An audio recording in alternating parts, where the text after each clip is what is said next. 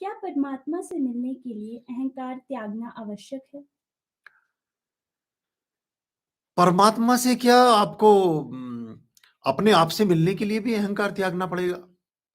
चूँकि अहंकार जो है वो बहुत बड़ी एक बाधा हो जाती है बहुत सी चीज़ों में।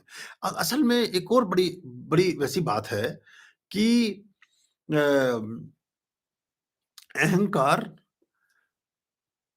कम समझ लोगों में होता है, कम बुद्धिमत्ता वाले लोगों में होता है और ऐसे लोगों में होता है जो होते तो कुछ नहीं, लेकिन उसका एक भान मान बैठते हैं।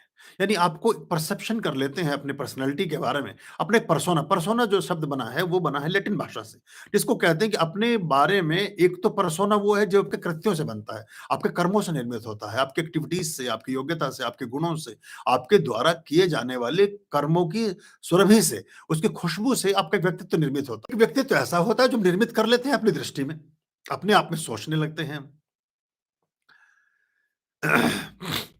लाश थी लाश थी जो तैरती चली गई। लाश थी जो तैरती चली गई, जिंदगी होती तो डूब जाती।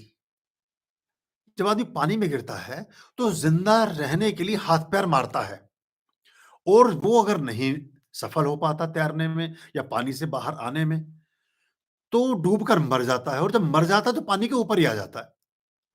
मतलब पानी के ऊपर आने के लिए ही मर जाता है और बचने के लिए पानी में हाथ पैर मारता है।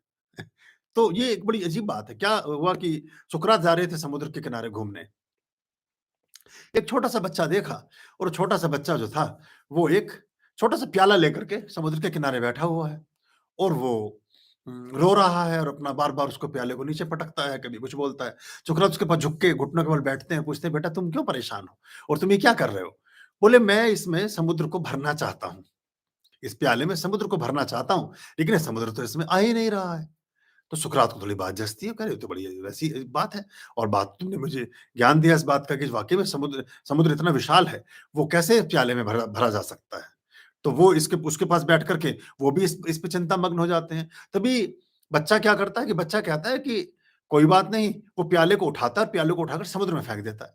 कहता है, "समुद्र ही तो मेरे प्याले में नहीं समा सकता, मेरा प्याला तो इस समुद्र में समा सकता है।"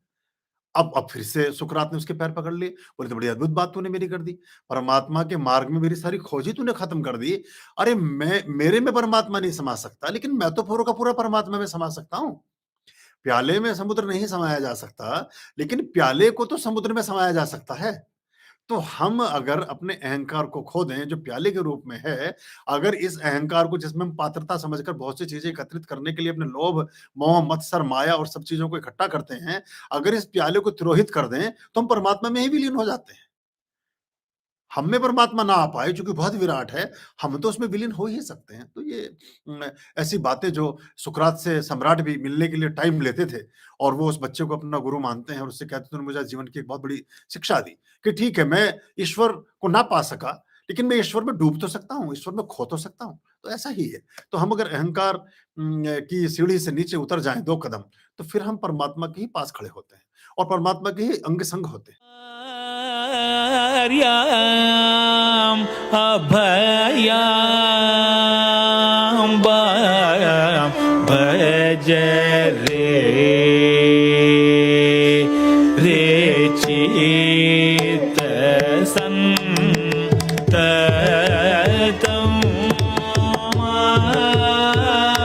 आर्याम् अभयाम्बायां